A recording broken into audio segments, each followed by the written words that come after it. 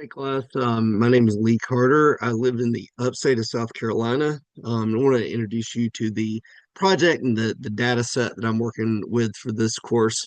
The material I'm using is the set of textile mills in South Carolina that were operating as of the year 1880. In that year, the state sponsored a report on the industry in the state that was published in the newspapers with the goal of further promoting industry and economic growth in the state.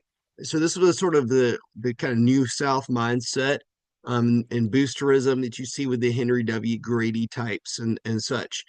After 1880, the rate of growth in textile manufacturing in South Carolina really took off, making this particular 1880 snapshot a relevant one for noticing the locations and characteristics of some of the older mills.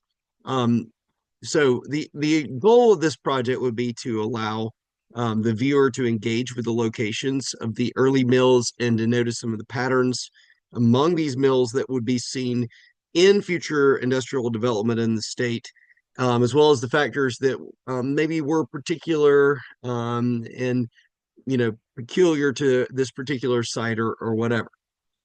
So one of the things that's peculiar that you will see here is that only one of the mills that's focused on here is going to be within city limits. The others are in rural areas, with the mills building their own self-contained towns that were never incorporated. In most cases, never were incorporated. So that's why there are areas that are still just outside city limits in many cases in South Carolina that otherwise seem to belong in the city. So I live near Greenville, and this is a good example of this, where the mills were predominantly, and these are not ones that were built yet in 1880, but were built around the northwestern crescent of the city.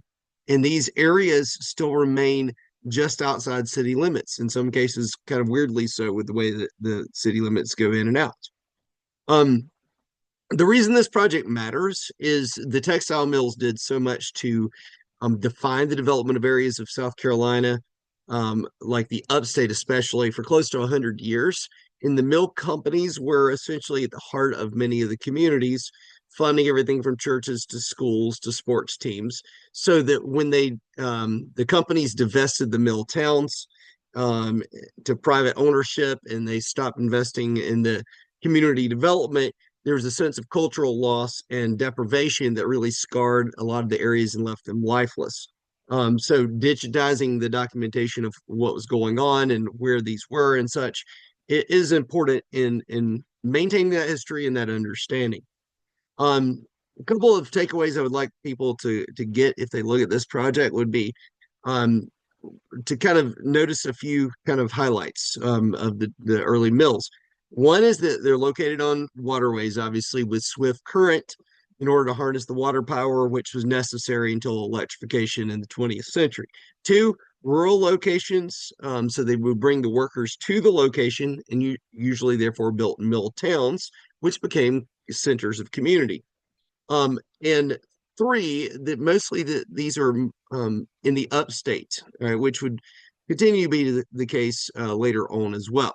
Okay, so just kind of show you what I've done here. So you can kind of see that I have it to where it zooms in on different particular locations. I'm not going to read you through each one of these. I'll provide you a link if you want to read through them. I tried to vary the sort of pictures I used um, as well to kind of keep it not dull on the same thing. I went in order of the earliest ones founded that were still in operation and used the name that was in the report that I mentioned. That's what I'm going to link here.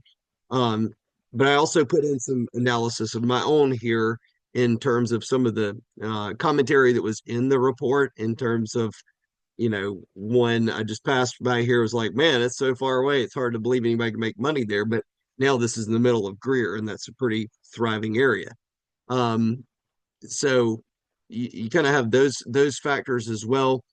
Um, then you'll also notice there's a racial component that shows up in a few of them that I analyzed a bit as well. Then you have there's kind of a side point that's on one of them regarding kind of some environmental damage of breaking of a dam. So there's different components and different sort of interest levels that might pique someone's interest. And these are the kind of projects too that I think I worked in public schools for 16 years before going back to get my doctorate. I think that this particular platform, I think, could be very useful in designing something. So if I was teaching some social studies education classes later on, since I have a master's in education, I think this is a sort of project that I probably would assign my college students who want to be teachers as well, to help them know how to make these kind of things to make engaging presentations for class, because that is obviously a sort of public or digital history as well. Um, so yeah, that's some of the kind of the basics here. I kind of taught you through it as opposed to reading you all of it because I know you guys can read. Um, one I think is really interesting if you've ever been to Greenville is this is the Camperdown Mills. This is where the Reedy River Park is now. So I picked this particular postcard picture because if you've ever been there, you're like, oh yeah, it's clearly the exact site of that. So pick that particularly so you can kind of see that as well.